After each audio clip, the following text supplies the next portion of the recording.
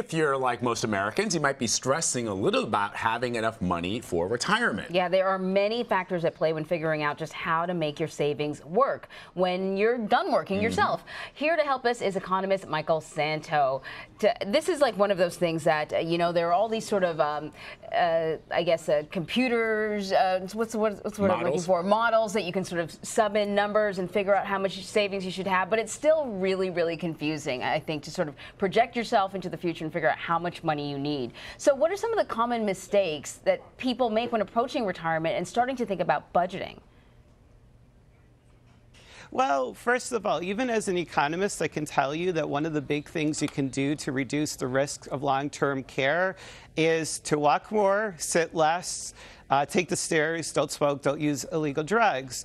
But having said that, I think that the biggest risk people underestimate is the stock market. We're right now going in a 10-year expansion, stock market rally that could end at any time. So we need to be very cautious if you're approaching retirement. So does that mean that, you know, your 401k could drastically change, say, from, you know, this month to maybe 6 or 7 months down the road? Yeah, absolutely. I mean, last decade, we had 2 major stock market crashes. And the market was basically flat last decade. So I think that a lot of people tend to be overly optimistic, modeling stock market expectations based on the 80s and 90s, which were just outstanding stock market decades. And for a variety of reasons, the next 10 years could be very different. So as you approach retirement, it's kind of like an airplane doing final approach for landing. You don't have very much for recovery if something goes wrong. So then you have to be careful and try to limit your stock market exposure. So, right. So, the idea of limiting your stock market exposure, but perhaps exposing yourself to some high-risk securities, government bonds, especially in this interest rate environment, is that a wise solution? Well, yeah, that's also a good point. That I think that one risk that we also face is interest rates are historically low. So even just a reversion to the norm, to the mean, means that interest rates are likely to go up. So what you need to do is get treasuries and other bonds that have shorter durations. You want shorter length bonds and treasuries, because the ones that have a longer length are much more sensitive if you have to sell them before they mature. So absolutely, that doesn't mean you can't do treasuries. Treasuries are defined as the risk-free investment, and anything federally backed is risk-free, you know, if it's FDIC guaranteed, for example, in terms of many banking products.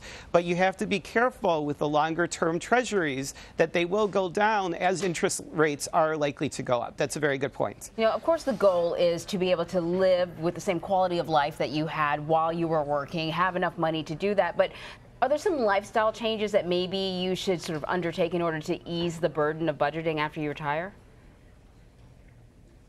Well, you know, one of the things that we're seeing is that there is Uber and Lyft, for example, which may help retired people reduce or eliminate their reliance on owning a car. But the caution I would give is both of these services are really new, and it's hard to project forward, you know, whether they work out over the next few years. Like right now, they seem great. We don't know for sure how they will be doing in 3 to 5 years. Many communities have programs that help with the lifestyle, including transportation, which is the one I touched upon. Talking to even a social worker can put people into contact with financial, health, and other resources that can help make their life as a retired person better. So I think that's important to realize also. But in order to fund and keep your expenses paid for, going into retirement, it's a very good idea to really, really get to know the complicated roles of Medicare, Medicaid, and Social Security. That is extremely important. The better you know those roles, and for Medicaid particularly, it's state-specific. So you have to know the roles from your state and your situation. Researching, getting to know the roles of Medicare, Medicaid, and Social Security is very critical. All right, Michael Szanto, really good insight. Thank you so much for sharing them with us. We appreciate it. You're very welcome.